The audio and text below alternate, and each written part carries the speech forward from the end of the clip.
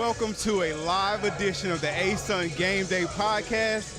I'm William Hall, and we are here inside historic Swisher Gymnasium.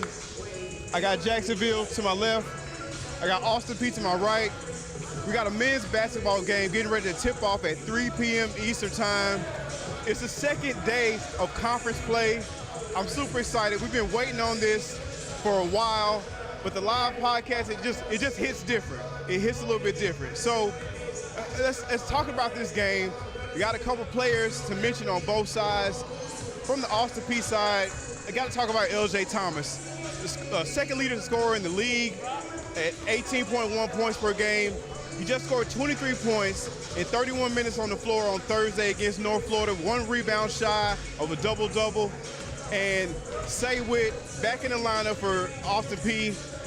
He's also a force. When he's on the floor, he changes things on the court. He also had 23 points against UNF on Thursday in the opener.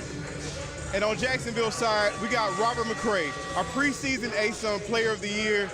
I mean, he's been consistent all year for the Dolphins. Top 10 in the league in scoring, top 10 in shooting percentage, and top 5 in minutes played. And then we got Zach Bell.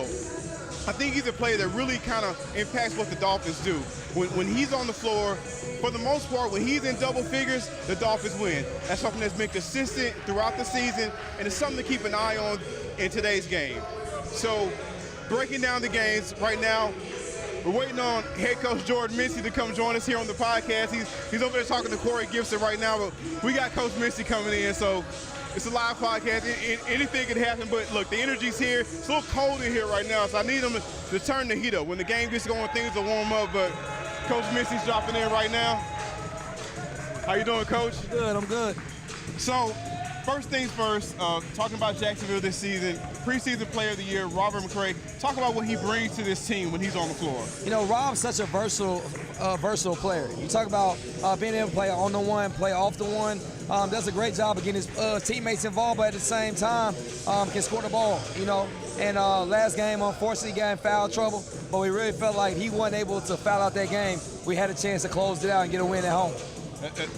Talking about that game with Lipscomb on Thursday, what can you take out of that game? I mean, it was obviously they jumped ahead, but you go fall back, a little a foul situation towards the end, but a 5-point game in the end against a team that was picked to be our preseason top team and take the conference title. What can you pull for that coming into today's game? You know what? Lipscomb's a team that has, you know, obviously veteran guards, and also they have veteran bigs. It's a team that play together.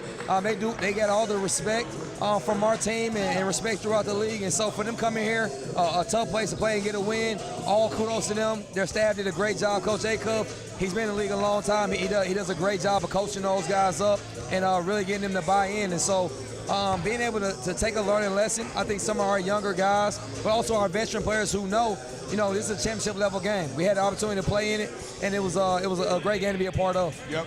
Speaking of great games, I know we're in conference play. Just run me back a little bit to that Virginia Tech game. Talk to me about how that felt to get that powerful win for your tenure here at Jacksonville. What was that like? So when you think about Virginia Tech, we told ourselves we were down 10 at halftime, and to be able to say we flipped the script and won by 10, going out to a ACC school, you say to yourself, our guys are capable to do anything that they put their minds to.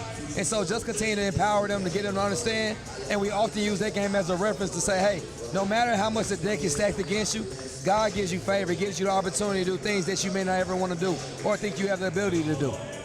What does Jacksonville need to do today to beat Austin Peay and pull back up to 500 in conference play? You know what? Corey Gibson is one of my closest friends in the profession. I just told him he's over here to my right shoulder, so I don't want to give our game plan away. But at the same time, they did a great job playing our cross-street rival and just sitting down and doing a great job of guarding, you know. He really attacked them. He got to the free throw line at an extremely high rate. And so for us, keep him on the free throw line. We got to do a great job of not turning the ball over and then ultimately just playing Jacksonville brand of basketball. Looking forward to seeing this game, Coach. Appreciate your time. Appreciate it, Good luck today. Thanks so much. So after talking to head coach Jordan Mincy, let's jump into my conversation I had yesterday at the team hotel with Austin Peay's head coach Corey Gibson. William Hall here with Austin Peay men's basketball head coach Corey Gibson. Coach, the Florida trip started out on a good foot, started our conference play 1-0. let's first go back to the game against North Florida, down at the half, over 60 points in the second half. Talk to me about the halftime message that you gave the team and to come out and just light it up like you did in the second half of that game. Well, our message really stayed the same. Our guys understood the game plan. We felt like as a team we executed the game plan well in the first half, but North Florida played better than us in the first half. They executed their game plan just a little bit better. Going into the second half, our guys caught a rhythm and executed our game plan, and North Florida started to slide a little bit. Once we got some momentum, I think it became contagious with our rotation. And as we started to run in and out our rotation, we stayed consistent. We felt like we had a chance from that moment on. What's the most important thing, in your opinion, road game, down at the half, conference opponent, a team that those matchups between Austin Peay and North Florida, they have been great. I mean, overtime, tournament game last year. What's the most important thing to get the team to lock in and know, hey, this is second half we're playing. Don't worry about try to erase the first half as much as you can and just go out. That's something that's built within our infrastructure. We don't really play again to scheme against the opponent. But when it comes to how we orchestrate things within our infrastructure and our pillars, we keep that at the forefront. And because we change our schemes game to game. But we feel like our guys understand the difference of being able to keep our pillars in place, but change the game plan throughout the game and before the game. Got you. With down low, in my opinion, I think that he changes everything about what this team does when you're on the floor. I think that presence of a big man down low is important. But from your standpoint, what does he bring to that team when he's out there on the floor for you? Yeah, Whit is the best mid-major big man in college basketball. A lot of these other bigger guys in mid-majors, they aren't big men. They're hybrid forwards that step out and shoot threes. When it comes to true big man, he's the best big man in mid-major basketball. It really hurt us with some unforeseen circumstances when he had to go out. What happened was we lost our rhythm because things are built around him, and we play inside out through him. And so it has taken us a while to get our rhythm back, and it has taken him a while to get the rust off. But fortunately, he was able to come back and get back in game shape. I think a lot of times people had the misconception that when you return that you should produce right away. Well, you have to get back in mental shape and get back in physical shape, and then the role changes with guys on a roster. When you lose somebody, okay, somebody changes roles.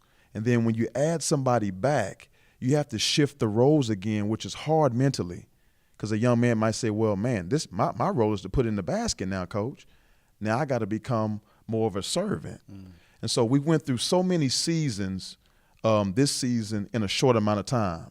But we're thankful that he's able to return back and has been able to shift their roles once again, and we can get back in a rhythm at the right time, the start of the new year. In that game against North Florida, you had three with over 20 points. Yeah, with LJ.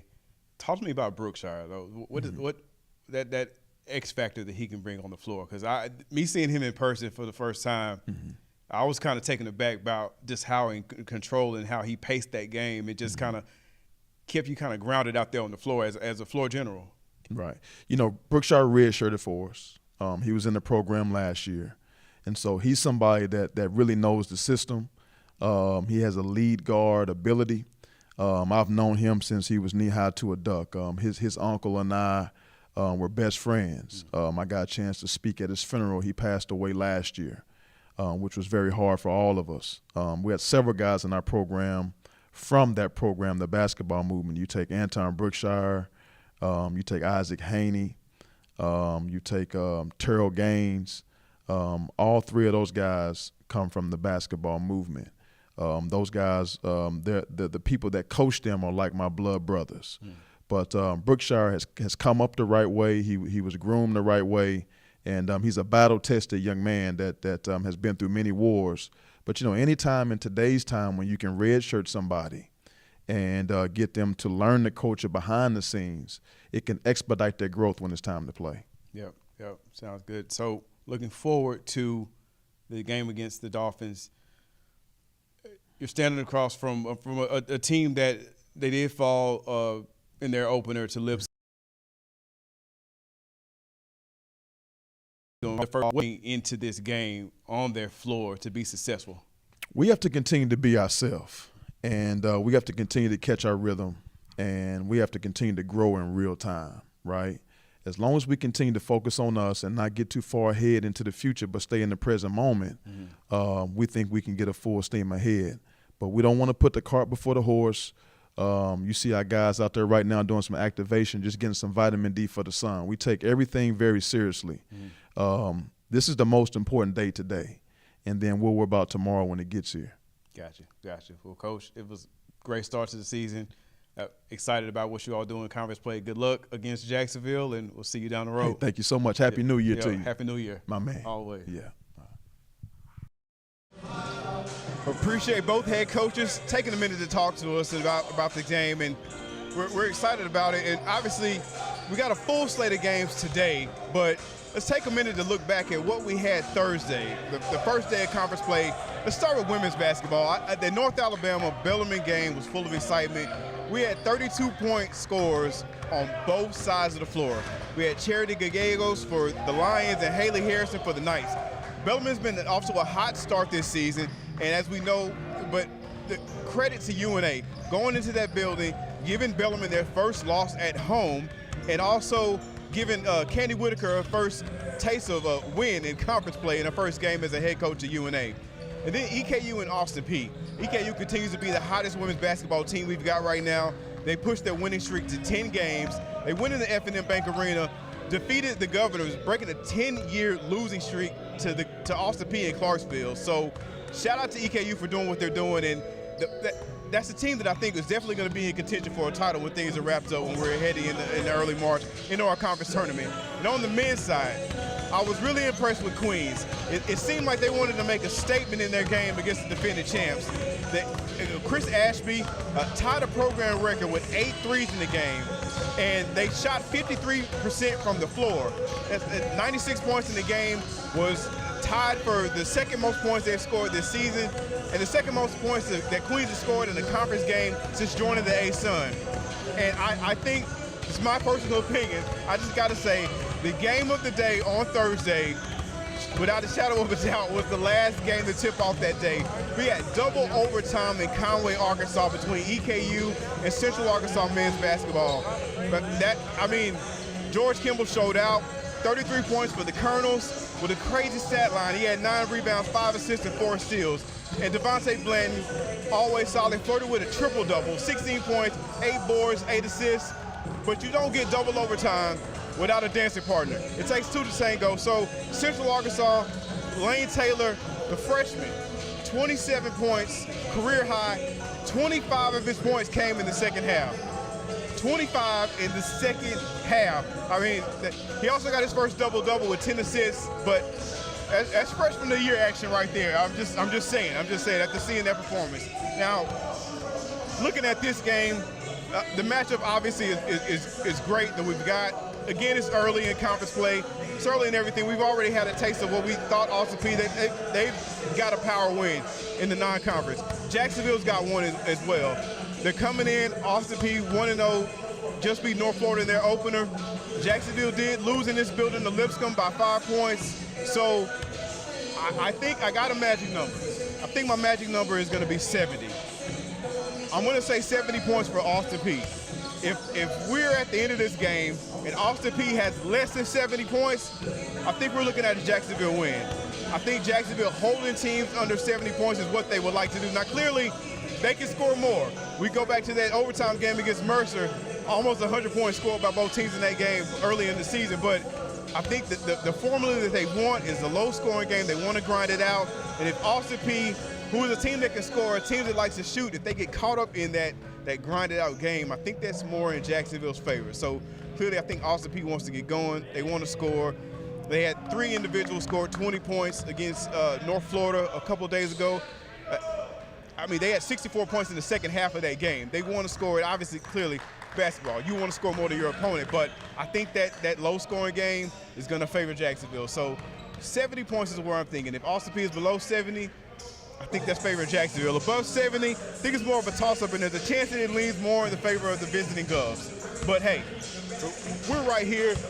We got less than 40 minutes left on the clock. Pre-game, it's time to go. Hop on over to ESPN Plus at 3 p.m. Eastern to check this game out. We got games going on right now. We got North Florida Lipscomb going on right across town. Plenty of action today on the men's and women's side of the Atlantic Sun Conference basketball season. We're just getting started. I'm William Hall. Thank you for joining on this live edition of the ASUN Gameday Podcast. We'll see you soon.